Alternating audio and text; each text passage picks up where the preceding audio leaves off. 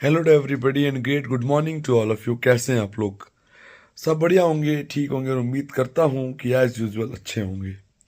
जैसा कि आप सभी लोगों को पता है, कल NEET PG 2024 all India quota round 2 का रिजल्ट डिक्लेयर हुआ और रिजल्ट काफ़ी ज़्यादा चौंकाने वाला होगा आप लोगों के लिए, लेकिन हमारे लिए नहीं था। एज यूजुअल जैसा मैंने कहा भी था कि 1000 से 1500 रैंक की शिफ्टिंग ही देखने को मिलेगी और वही देखने को मिली, उससे ज़्यादा शिफ्टिंग देखने को नहीं मिली। कुछ ब्रांचेस हैं जिनके अंदर 2000 3000 देखने को मिली, लेकिन कुछ मेडिसिन जैसी ब्रांच थी जिनको 75-80 रैंक्स का ही फर्क देखने को मिला।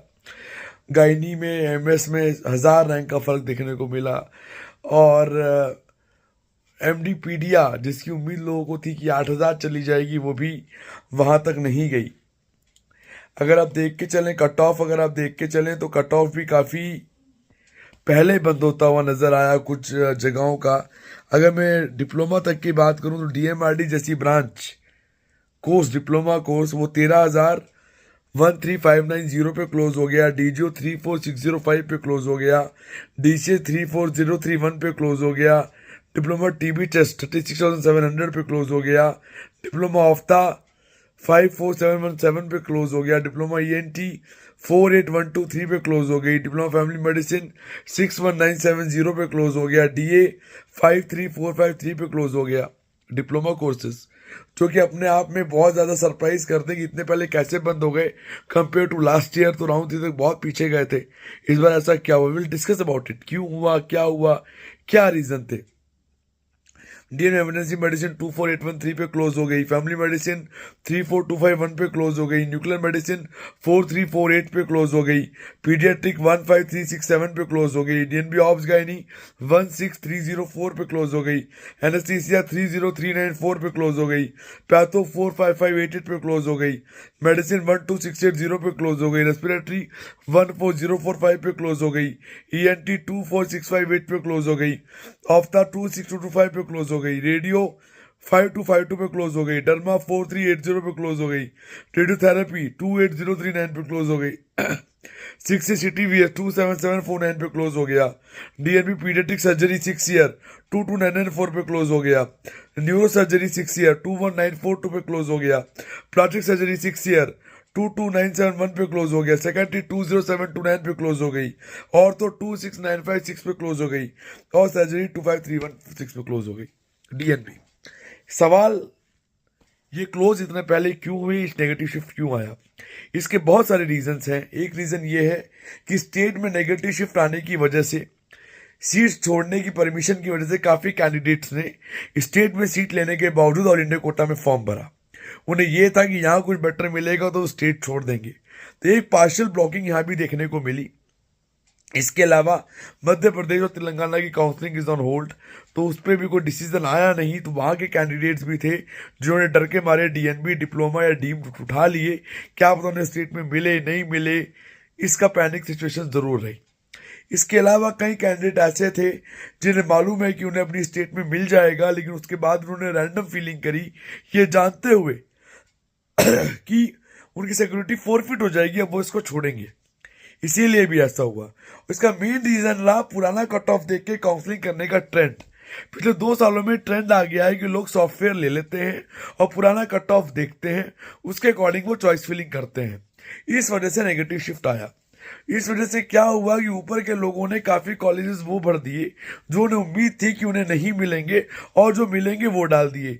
इस चक्कर में क्या हुआ कि नेगेटिव शिफ्ट ट्रेंड हो गया और जो मिलना था वो भी नहीं मिला, और जो नहीं मिलना था रैंक के अकॉर्डिंग वो मिल गया, और जिनको उम्मीद थी कि मिलेगा वो भी नहीं मिला। और ब्रांच का इंक्लिनेशन हर साल चेंज होता है। डे 1 से मैं कहता आ रहा था कि पुराना कट ऑफ सिर्फ एक रफ है, वो आपको आइडिया दे सकता है ब्रांच वाइज। कॉलेज वाइज तो 2-2 हजार, 1-1 हजार, 1,500 रैंक का शिफ्ट है। अब उसमें लोग कंप्लेंट कर रहे हैं ऐसा कैसे हो गया, लेटर कट ऑफ आइडिया नहीं देता। इस बार उन्होंने कायदे में कंफ्यूज कर दिया उस कट ऑफ ने, जिसकी वजह से आप बैकअप भी नहीं रेडी कर पाए। आपको ये उम्मीद ही नहीं थी कि आपको कुछ और मिल जाएगा, और पता उस चक्कर में आपने बैकअप ब्रांच नहीं डाली और जो मिलनी थी वो भी नहीं मिली। और कईयों ने तो फीलिंग ये सोच के करी कि तो मिलेगा ही नहीं, डाल दो। पता चला मिलेगा ही नहीं, डाल दो के चक्कर में वही मिल गया जो नहीं मिलना था। लेकिन गॉड से, ऊपर वाले की दुआ से, जो हमारे पेड कैंडिडेट्स थे उनमें लगभग को सीट्स मिली, कुछ को अपग्रेडेशन करवाया, उनका अपग्रेड भी हुआ, कुछ का नहीं हुआ, वो राउंड 3 में अपग्रेड हो जाएगा। बहुत लिमिटेड है जिनका नहीं हुआ है। उम्मीद करते हैं कि लास्ट तक स्ट्रेटेजी के अकॉर्डिंग चलेंगे तो उनको भी सीट्स ज़रूर मिल जाएगी और मिलनी भी चाहिए। कट ऑफ बहुत डिफरेंट है। ओवरऑल मैं इसको नेगेटिव ही बोलूँगा, पॉजिटिव शिफ्ट नहीं बोलूँगा। और 2 दिन पहले मैंने ये इन्फॉर्म किया था अपने पेड कैंडिडेट्स को कि क्या ट्रेंड रहेगा। अगर कोई टच में होगा तो पूछना कि मैंने क्या मैसेजेस लिख के भेजे थे उन्हें।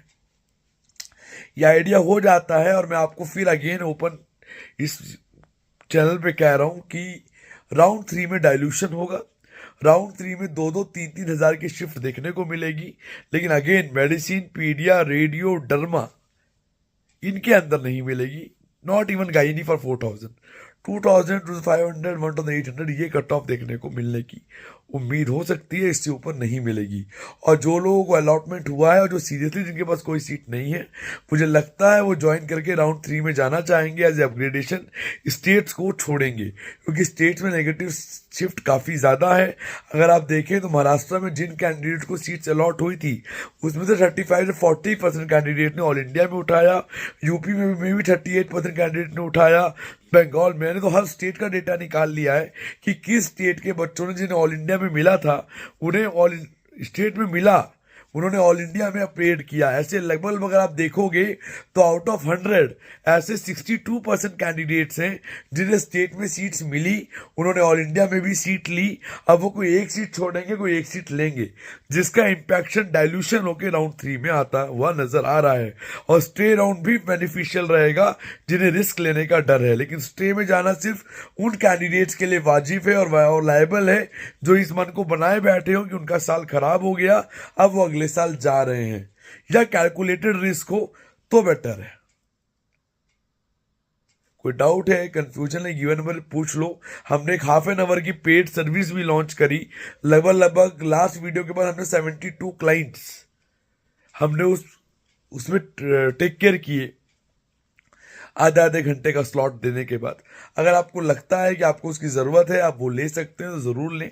क्या पता वो गाइडेंस, वो सलाह आपको कुछ बेटर दिलवा दे, बेटर ब्रांच दिलवा दे। तो अगर वो फुल गाइडेंस लेनी है तो हमारी फीस फिक्स है जो राउंड 1 में थी, आप चाहें तो वो ले सकते हैं। और अगर सीट नहीं मिलेगी इस साल तो अगले साल हम आपको ज़रूर उस पर सेम गाइडेंस प्रोवाइड कराएंगे। इसके अलावा मैं एक बात को और रिकन्फर्म कर देता हूँ कि रिवाइज कट ऑफ वाले कैंडिडेट बड़े परेशान है कि होगा या नहीं होगा। उम्मीद है होगा और ज़रूर होगा। 0 होगा नहीं होगा ये मैं नहीं कहता, लेकिन होगा ज़रूर। उम्मीद करें स्टेट राउंड 2 के बाद कि राउंड 3 में कुछ हो सकता है। इसके अलावा मध्य प्रदेश का, तेलंगाना का, या जो स्टेट्स प्रॉपर नहीं हो पाए उनका इम्पैक्ट देखने को मिला है। जी हाँ, जरूर का नेगेटिव कट ऑफ है, उम्मीद से परे है। जिन्होंने बैकअप बनाया था उनको सीट्स मिली है, जिन्होंने नहीं बनाया उनको बिल्कुल नहीं मिली है। कुछ ने गलत चॉइस फिलिंग, गलत अलॉटमेंट्स आई, कुछ ने जो सोचा नहीं था वो भर दिया, वो मिल गया। उनको तरीका है या तो ज्वाइन करके अपग्रेड करें या रिजाइन करके राउंड 3 में जाएं। और राउंड 3 में जाने के लिए दोबारा सिक्योरिटी फीस देनी पड़ेगी। अगर आप कोई सीट यहाँ पे छोड़ते हैं तो, अपग्रेडेशन में जाते हैं तो नहीं देनी है। सीट अगर अलॉटमेंट मिल गया और छोड़ते हो तो जानी है। रेजिग्नेशन की डेट, नॉर्मल कैंडिडेट जिनका अपग्रेड नहीं हुआ उन्हें रिजाइन करना है तो उसकी अपडेशन एनएमसी अभी देगा। मेडिकल काउंसिल कमेटी ने कोई दी नहीं है। उम्मीद करते हैं फॉर फिटनेस के दाद देगा, सिक्योरिटी या फ्री एग्जिट देगा, ये बोलना मुश्किल है, लेकिन डिपेंड ऑन द नोटिस।